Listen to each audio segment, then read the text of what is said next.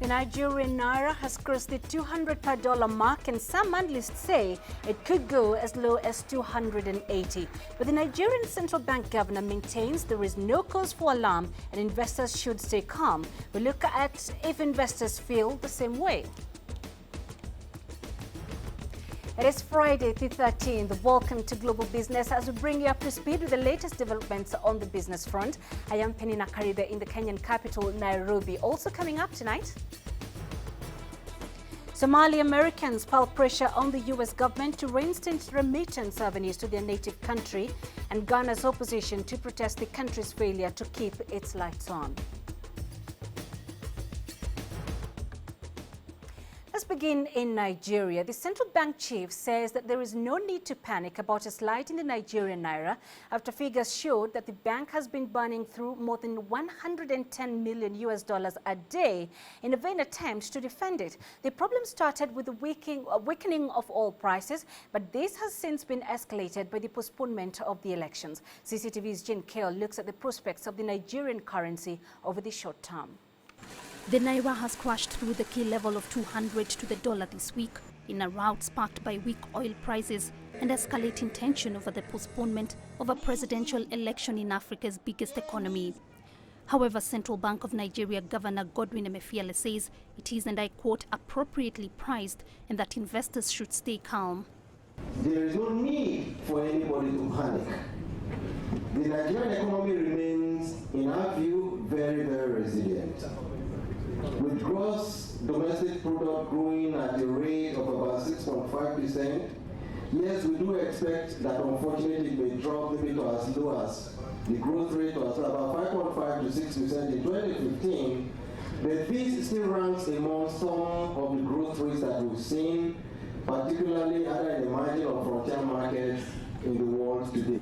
He ruled out an emergency monetary policy committee meeting and said floating the currency was not an option. In the latest update on its reserves, the CBN said its stockpile of dollars had dropped to $33.4 billion as of February the 10th, a decline of $1 billion in 9 trading sessions since January the 28th. Most businessmen who use dollars for their imports and exports businesses have been affected by the plummeting naira. We've tried to limit the amount of foreign currency we take at a point in time. Before now, we could actually make purchases enough foreign currency to last us for a quarter, say from January to March. But now we can't do that because you know what's going to happen the next day. So all we do is just take just as much as you need for a particular operation and wait for the next and keep your ears open to find out what's happening. So our ability to plan on the long term has been affected and been hindered severely. Forex bureau owners have also been hit hard by the naira fall. Abdul Tamid Abdulaziz says they experience a loss when they have to sell dollars at a weaker price. When it's going up, it's like an advantage to us. It's only that when it is coming down, that's when we have some problem, because when it comes down and we bought it on a high price, we end up selling it at loss. Naira derivatives betting on the future level of the currency now point to it collapsing to around 280 to the dollar in a year. The failure to stem the rout by tightening domestic liquidity or pumping dollars into the foreign exchange market piles even more pressure on Emefiele to devalue the currency for the second time in 3 months. Jin Keo, CCTV. Let's discuss this further with Mariam Bemad. She joins us live from London. Mariam, how are investors on your end reacting to Nigeria's central bank defending the naira? Well, Penina, investors have been jittery for months because of the dwindling impact on the country's finances off the back of course, the falling oil prices we've been seeing. It's certainly exposed the lack of preventative measures available as well, and many are asking how much longer the central bank can defend the naira and put money into the market. We need to see more foreign flows back into Nigeria, especially before rates go up. Nigeria has played an essential part in the revival of broader optimism within the continent in the last 15 years. And one thing that's clear, Penina, given Nigeria is now considered the largest economy overtaking South Africa last year, any regional instability, any violence or unrest will also impact not only its economy, but the entire region. Right, and picking up on what you've just said, Mariam, is the concern of a false optimism here by the central bank impacting Nigeria's position as a long-term investment destination? Well, you know, some are worried the central bank will not be able to keep things afloat, but Nigeria is also trying to move away from its reliance on the commodity market. You know, it's been a major shock given that crude oil dropped from, if you recall, $130 per barrel to $50. At the same time, though, the federal government really is trying to revive investors' optimism for long-term projects by starting things like the Nigerian Investment Promotion Commission, designed to promote the industrialization of Nigeria. The aim, though, is to identify specific projects and invite investors. More importantly, policymakers also need to make sure that Nigeria attracts new projects in sectors like real estate, transport, and of course, banking.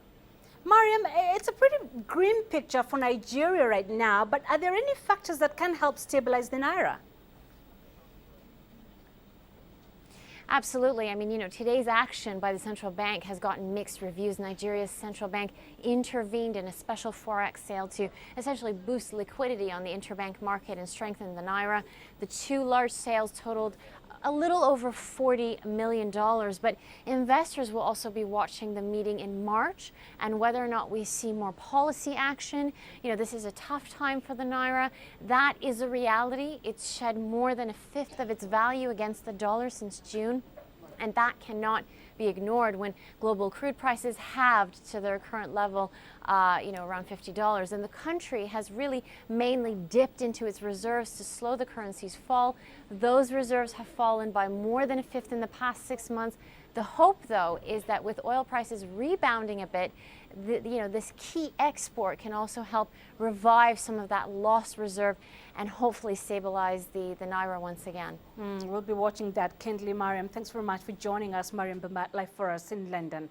Now, the Central Bank of Uganda has maintained its benchmark lending rate at 11% for the 9th month running.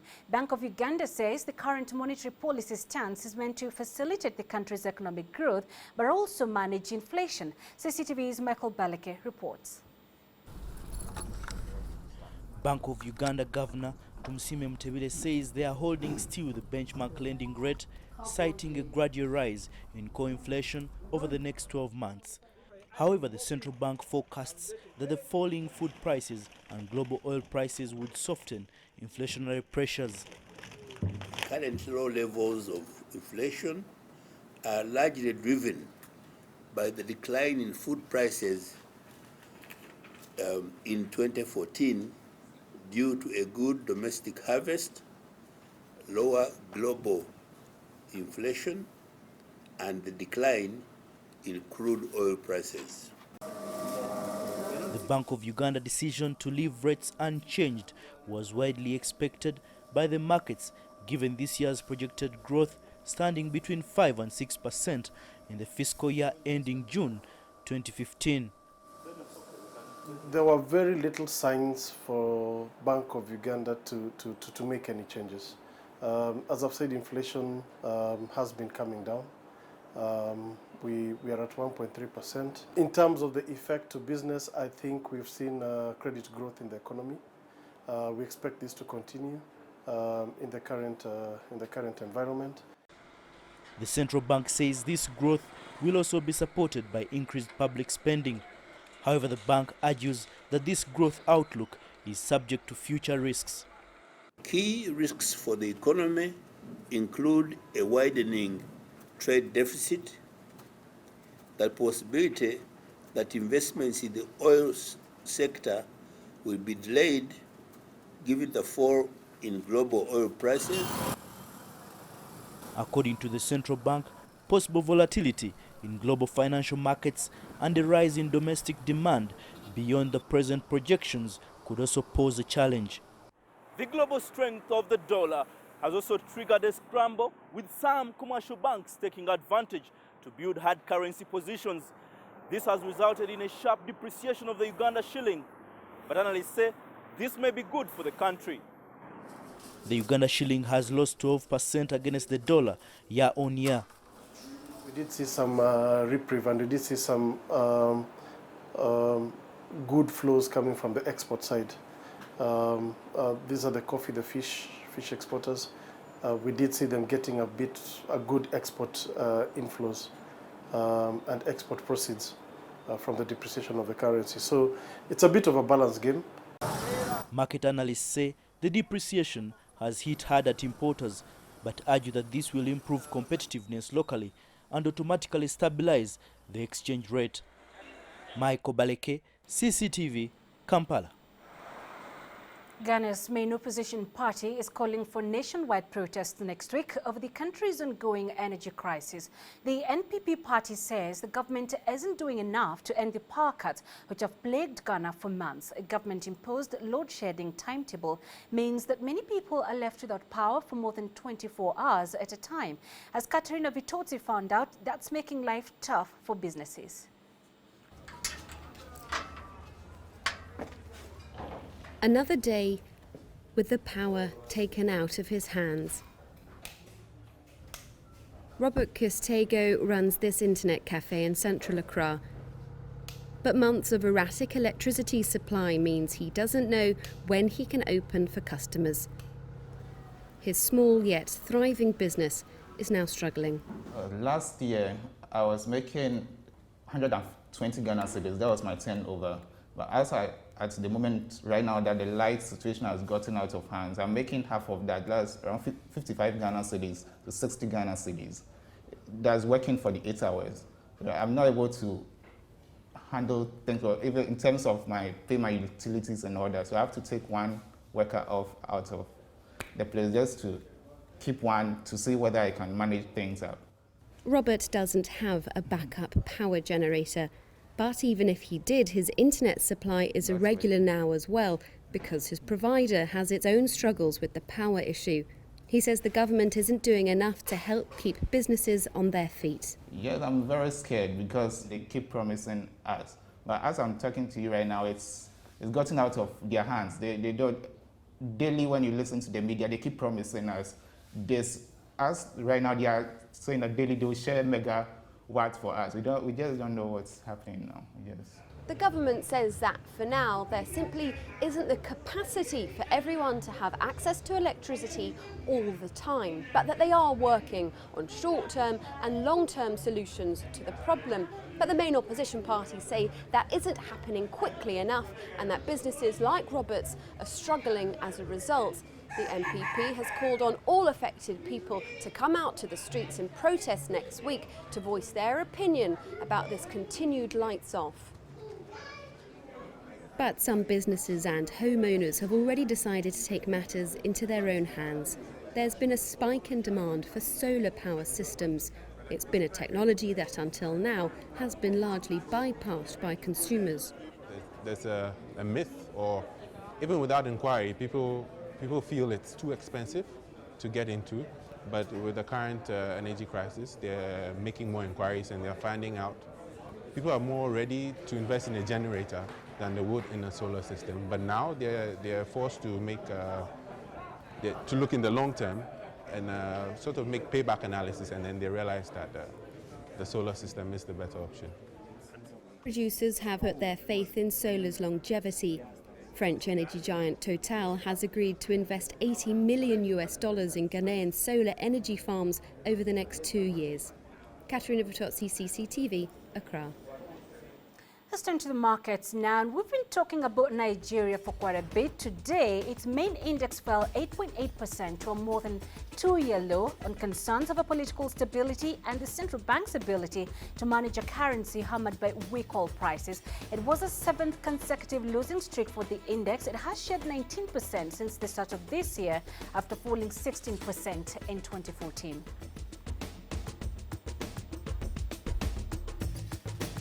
Still ahead, Somali Americans file pressure on the U.S. government to reinstate remittance avenues to their native country.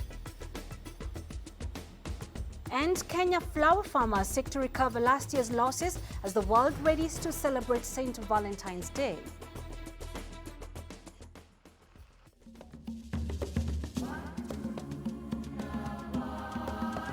effects of the austerity measures are evident and were expected.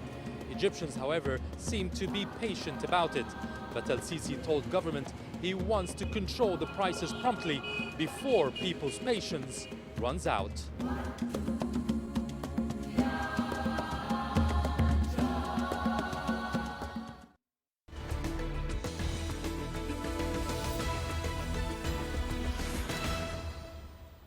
You're watching Global Business. Welcome back.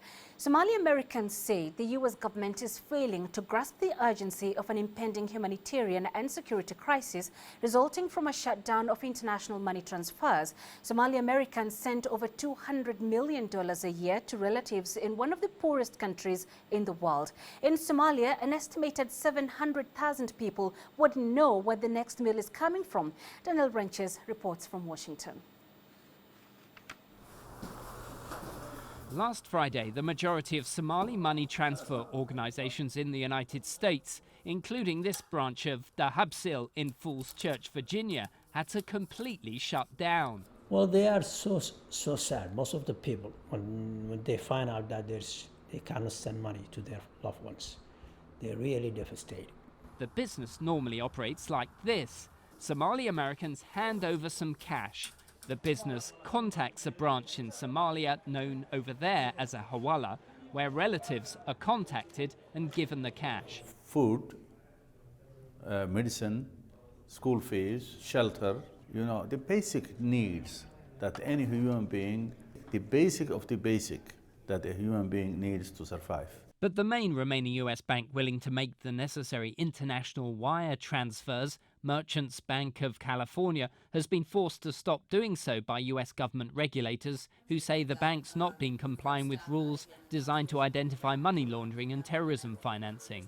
The U.S. government has engaged in ongoing communication with the Somali community in the United States and financial institutions serving that community. We'll continue our work with the government of Somalia and remittance companies to build an effective regulatory framework for remittances and to develop safeguards against abuse by money launderers and terrorist financiers.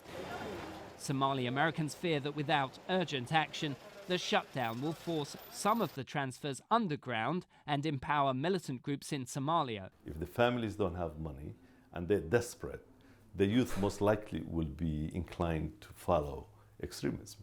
Somali Americans have been lobbying US lawmakers who've responded by calling upon the Obama administration to convene an emergency meeting. At its core, the administration needs to take responsibility for the consequences of what happens over the next few months. The aid agencies want a US government-backed mechanism to enable these international transfers to continue. This call to action comes at a time when the sense of shock, desperation and anger is rising among those in the Somali American community. Daniel Renches, CCTV, Washington. Kenya's flour exports to the European Union dropped to about $495 million in the fourth quarter of last year. This followed a delay by the Kenyan government to sign an economic partnership agreement with the bloc in time to take advantage of duty-free exports to the European market. Mahia Mutua reports that they hope to recover some of last year's losses this season.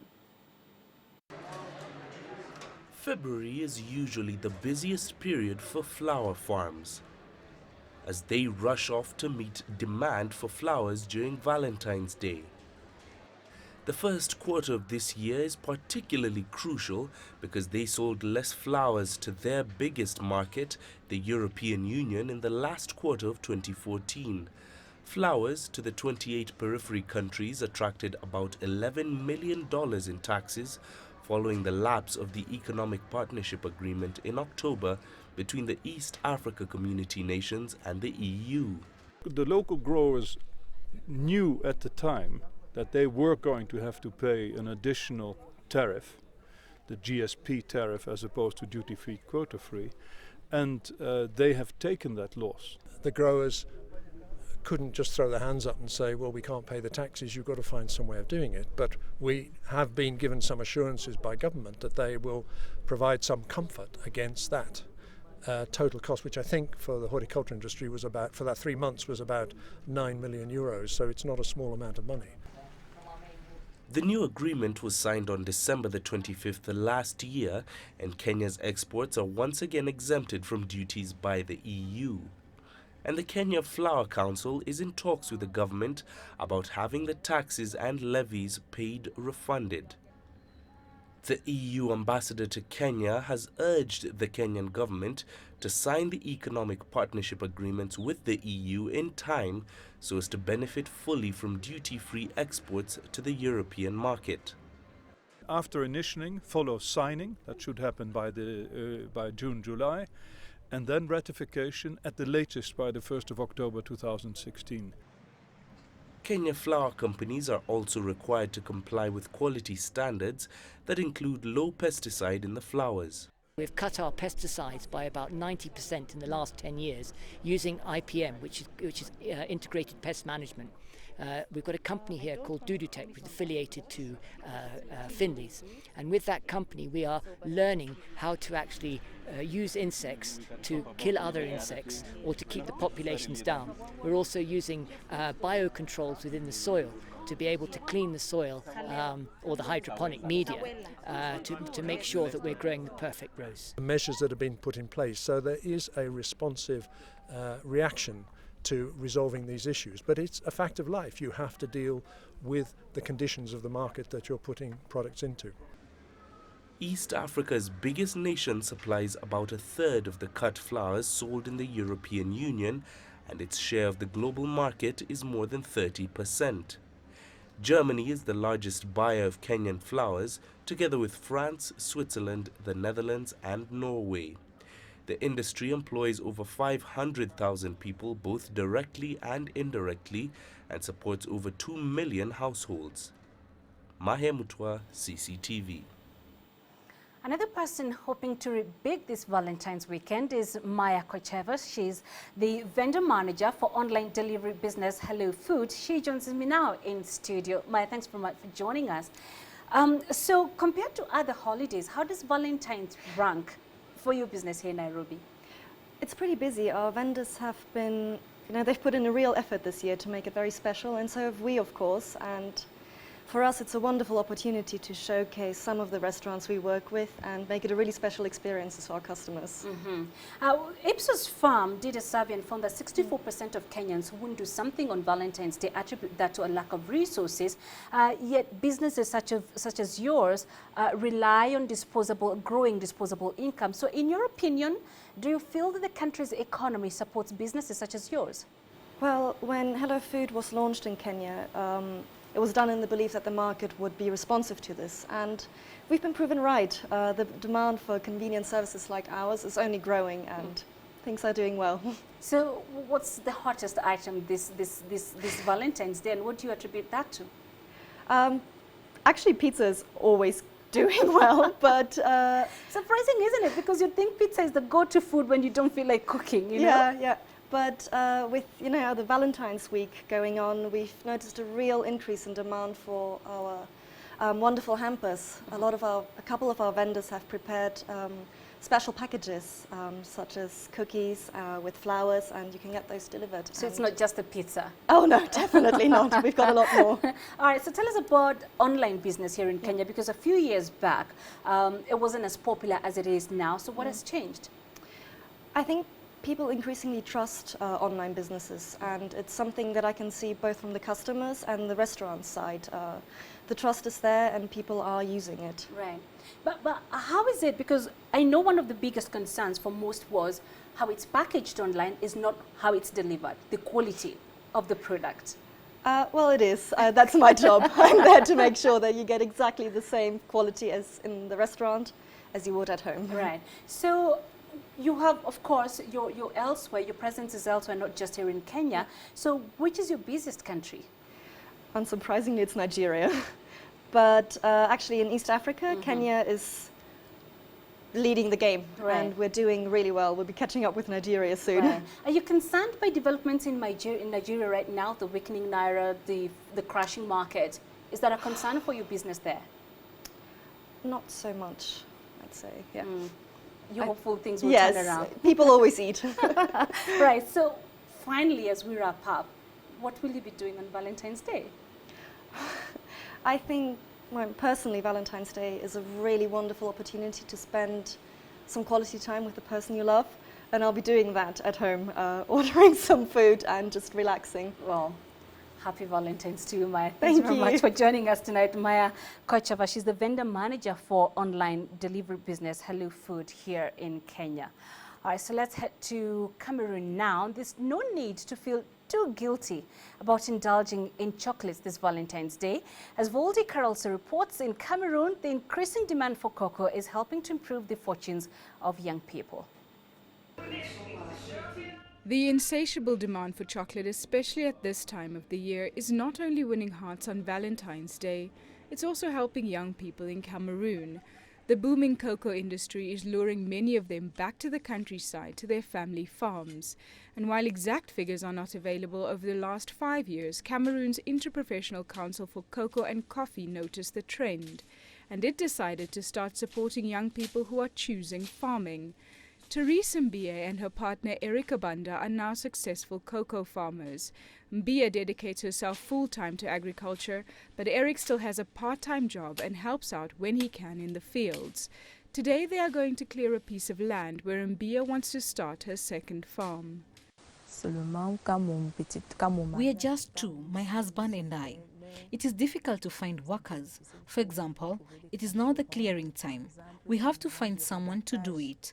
I cannot be at the same time at the nursery and clearing the farm. My husband says because agriculture is gaining importance, he will soon be a full-time farmer.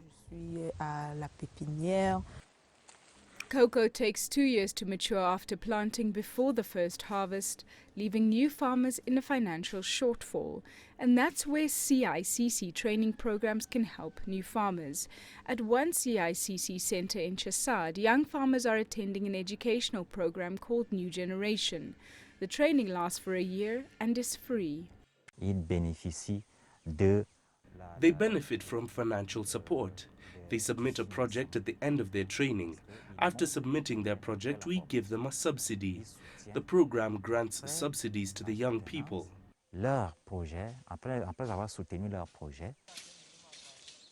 Students also receive equipment like machetes, boots and other assistance to help them launch their farm. Cameroon is the 5th biggest cocoa grower with around 200,000 tons produced last year, according to CICC. The Ministry of Agriculture has set an ambitious target to triple production by 2020. But according to the CICC, the average age of a cocoa farmer is 56 years old. So the authorities are keen to attract young people like Mbia and Abanda to take up agriculture. Voldy Carolso, CCTV. And a quick look at the currencies now. The Kenya shilling held steady on Friday, capping off a week of gradual weakening, with traders citing offshore dollar inflows before a bond sale next week would support the currency. Dealers speculate the currency is likely to remain between 91.25 and 91.65 against the greenback in the coming days. It saw some relief last week thanks to currency inflows from coffee and tea exports and a large influx of foreign direct investment. And that's it for this edition of Global Business. To send your feedback to Global Business Africa at cctv.com. You can visit our Facebook page, CCTV Africa. Also, stay in touch with Global Business on Twitter using the handle at CCTV News Africa. I am Penina Karibe. Happy Valentine's.